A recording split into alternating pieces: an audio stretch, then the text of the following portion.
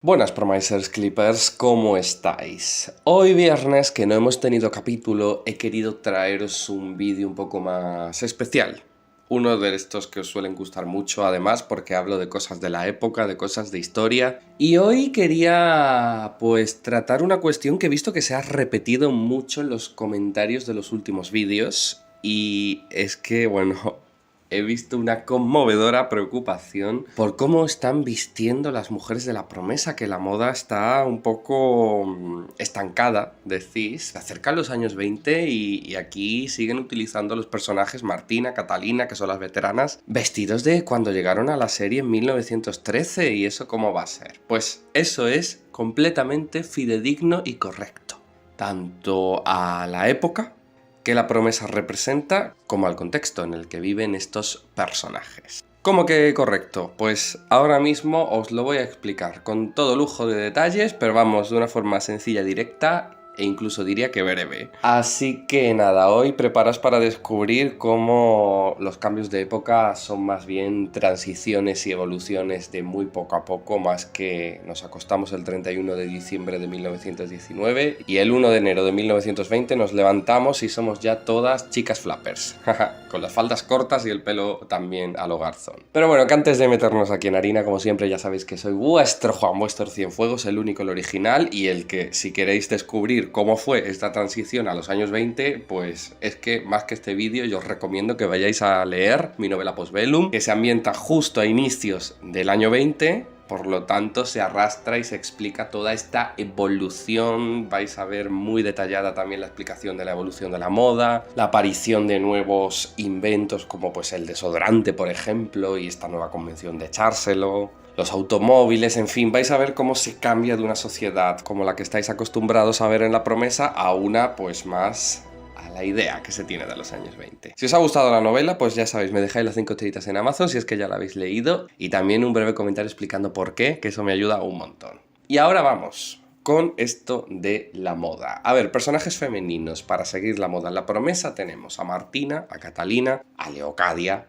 a Ángela, y con eso cerramos a todas las integrantes de la planta noble. Que no son muchas, ahora que lo pienso, madre mía. No está Cruz, no está Hannah. Aunque bueno, Hannah moda no iba a seguir mucho, pero sí que es verdad que son poquitas, Cada una, Leocadia, Martina, Catalina y Ángela, tiene su propio estilo, muy diferenciados entre sí todas ellas. Hablaremos de qué es lo que caracteriza a cada una, pero lo primero que tiene que quedar claro es que cuando hablamos de la moda de la década de 1910, pues es muy fácil imaginar un estilo definido y estable que dominase todo el periodo, pero la realidad es mucho más compleja. Entre 1910 y 1920, la indumentaria femenina experimentó una evolución continua en los cortes, los largos de falda, los volúmenes, las siluetas. Todo eso fue cambiando casi que año a año, bajo la influencia de un contexto histórico muy convulso que alteró radicalmente el ritmo de la moda y bueno, y casi que de la vida en general en todos los aspectos. Obviamente, aquí el principal hito que afectó a todo es la Primera Guerra Mundial, que ya en la promesa llevan 2 años de guerra, comenzó en 1914 y ellos están ya en el 16 y va a durar hasta 1918. La guerra supuso que las prioridades sociales y económicas cambiasen. Muchas fábricas textiles, por ejemplo, pasaron a producir solamente uniformes y telas para uso militar, sobre todo en España, que era un país neutral y se podía hacer el agosto vendiendo uniformes a todos los bandos contrincantes. Además, también hubo una gran escasez de recursos que encareció los tejidos, porque todo se destinaba, como digo, al ámbito militar, y vestir con ostentación comenzó a considerarse inapropiado, incluso frívolo, vamos, en tiempos de privaciones y sobre todo de duelo. Muchos jóvenes estaban perdiendo la vida en el frente. Luego llegó la pandemia de gripe española. Abro paréntesis, que ya sé que la gripe española no se originó en España, pero es que es el nombre más conocido y es el que yo voy a continuar utilizando. Pero bueno, la gripe de 1918, para que todos nos entendamos, que ya sé que no se originó aquí. Pues esta pandemia sumió a la población todavía en una nueva crisis y sobre todo dejando una serie de consecuencias que también afectarían a lo que sería la evolución de la moda más adelante. Escuchad si no lo que cuento yo en un vídeo que podéis ir a ver completo, pero donde hablo precisamente de la evolución a los años 20. Atentos. El hambre y la gripe dejaron los cuerpos de hombres y mujeres en los huesos. Imaginad, tras 4 años de carestía por la guerra llegó una pandemia que se cebó con los jóvenes. Se volvió vital disimular las necesidades y aparentar ser lustrosa y entrada en carnes para las mujeres, por ejemplo. Por eso el corsé se cambió para que aplastase el pecho y no acentuase la figura, arrumbándose los trajes para eliminar las curvas y composturas de la Belle Époque, que, por otra parte, ya no estaban allí. El maquillaje también se puso de moda para disimular las anemias, así como el tomar el sol. Todo consistía en disimular que se pasaba hambre, que se había pasado hambre o que se estaba en los huesos.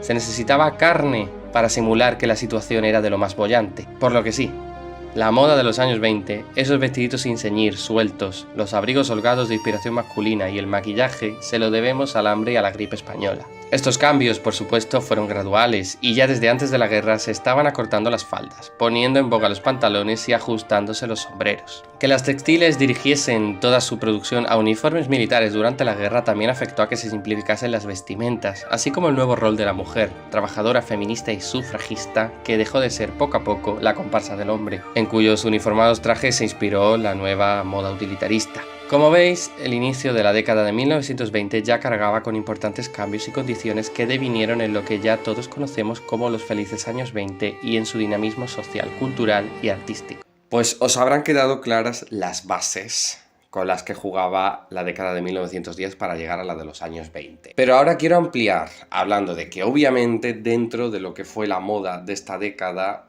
como he dicho al principio, no era un monolito. Y dentro de la moda de los años 1910, hubo otras modas muy diversas, algunas efímeras y hoy pues casi que olvidadas. A comienzos de la década, por ejemplo, bajo la influencia de diseñadores como Paul Poret, se impuso un estilo de inspiración helénica, con cinturas altas y líneas fluidas que recordaban al vestido imperio. Esto, por ejemplo, lo representaba muy bien Jimena. Y luego también recuerdo que en el capítulo este especial del sueño de María Fernández también lo representaba muy bien. Luego, unos años después, se perdió este, digamos, revival del vestido imperio, las cinturas descendieron y las faldas comenzaron a cortarse, abriendo paso a una moda fugaz, pero muy llamativa, llamada crinolina de guerra, que estuvo sobre todo en boga entre 1915 y 1916. De esta moda también hablamos cuando Curro y Ángela fueron a la fiesta casi que al principio de la trama de ella, a principios de año, y yo os conté que el vestido que llevaba Ángela pues seguía esto, la crinolina de guerra. Este diseño recuperaba la amplitud de las antiguas crinolinas de mediados del 19 mediante enaguas y armazones internos, pero claro, su elevado consumo de tela chocaba con la escasez y las necesidades del momento, y por eso fue pues perdiendo fuelle rápidamente. Lo que pasaba con las faldas esta década al final es que pues se iban acortando y acortando buscando comodidad y movilidad para unas mujeres que se incorporaban masivamente a trabajos antes reservados para los hombres por las necesidades de la guerra, y por todo esto es que el ideal estético empezó a moverse hacia una línea más andrógina y funcional.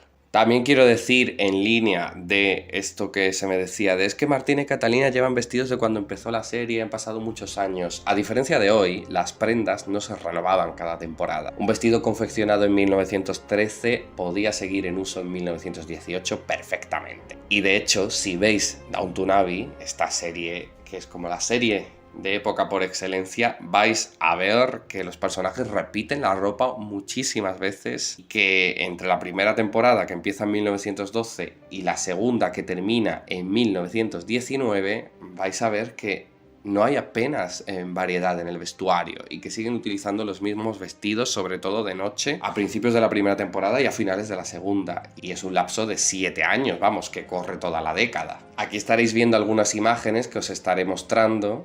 Esta primera es de un grupo de estudiantes de magisterio graduadas en 1916 en la Escuela Normal de Buenos Aires. Seguramente, si yo nos dijese que es de 1916, el mismo año en el que está ahora La Promesa, me diríais que es de bastante más atrás, seguramente. Pero yo lo que sí que llego a ver en esta imagen es que, a pesar de que las faldas obviamente se notan un pelín más cortas para descubrir los tobillos, sí que están amplias y ensanchadas, como con la crinolina de guerra de Ángela. Luego tenemos este grabado de una revista de moda de 1918. Aquí estaréis viendo que sigue manifestándose un poco esta falda amplia, pero todavía mucho más corta y que convive perfectamente con faldas mucho más estrechas y largas. Aunque sin duda tenemos a la figura del centro, que es la que más nos está anticipando lo que está por venir en los años 20. Y por último aquí tenemos a una mujer de 1919, ya a un año de comenzar esta nueva década, que como digo, esto de los vestidos cortos, anchos, holgados, tampoco fue que comenzase el 1 de enero del año 20.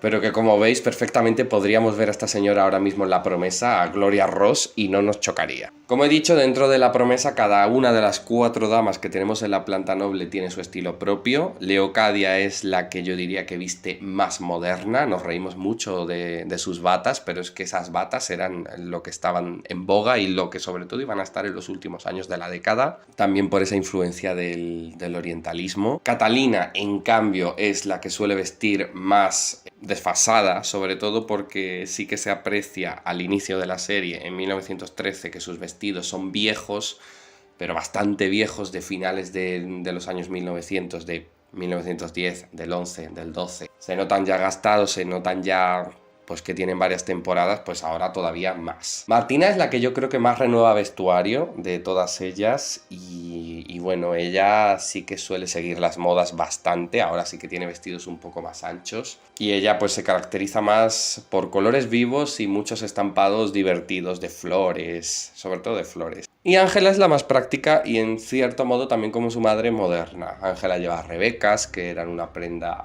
que estaba apareciendo ahora, suele vestir pues como se esperaría de una estudiante. Y básicamente pues esto es lo que os quería contar, espero que os haya gustado este vídeo, que os haya entretenido y sobre todo pues que hayáis entendido lo que yo os quería hacer entender. Las modas no cambian de un día para otro, todo es gradual, todo es progresivo, todo es producto de una evolución y la moda, por supuesto, bebe de muchísimas influencias del periodo en el que está ocurriendo. Hoy día, con las facilidades que hay, con lo fácil que se puede comprar ropa nueva y cambiar el armario, también guardamos todos, yo el primero, prendas de hace muchísimo tiempo, por la razón que sea. Pero seguro que salís a la calle con algo que os comprasteis hace 3 años, 5 años, 10 años. Y hoy, igual que en el siglo XX, la moda también es bastante notoria como cambia de década a década. Lo que se lleva entre 2023 y 2025, por ejemplo, no es lo que se llevaba a inicios de esta década, cuando la pandemia, ni mucho menos es lo que se llevaba en la década de 2010. Así que cuando queráis pensar en esto, pensad también en el presente porque no hemos cambiado nada. Solo hemos perdido glamour. Nada, lo dejo por aquí. Me decís en los comentarios si os ha gustado el vídeo y bueno, y lo que me queráis decir. Me dejáis un buen me gusta que me ayuda muchísimo y recordad suscribíos que aquí es donde vais a tener el mejor contenido de La Promesa, más fiable, más veraz y de mayor calidad. Y por supuesto, que si tenéis todavía más ganas de historias de época, pues que tenéis disponible en Amazon mi novela Postbellum, un thriller de época ambientado en la España de 1920. Es un thriller, pero está lleno de pasión y bueno, vais a ver que la lectura no os va a dejar indiferente porque bueno, va a parecer que estáis viviendo en esa época, que estáis viviendo en 1920, que estáis sintiendo la realidad de ese año día a día y bueno, y que con el vocabulario también va a parecer que estáis hablando como en la España de entonces con ese castellano, digamos, pseudo antiguo y tiene pues unos personajes, como digo, súper pasionales con ese Acacio Alborg que no puede asumir de quién se ha enamorado y que sufre por ello, con ese Eren que esconde tantos secretos, un refugiado de la Primera Guerra Mundial, conflicto que se trata muy bien como lo vivió España entonces y con una villana que, bueno, es una villana a la altura de Cruz y a la altura de todas las villanas que hemos tenido en las series diarias. Doña Juana Janeiro, una mujer de armas tomar, por supuesto, como siempre, enamorada de quien no debe. Como digo, está disponible en Amazon, tenéis el enlace tanto en la cajita de descripción como en el primer comentario fijado y yo con esto me despido aquí. Así que muchas gracias por todo y nos vemos mañana con más vídeos. Adiós.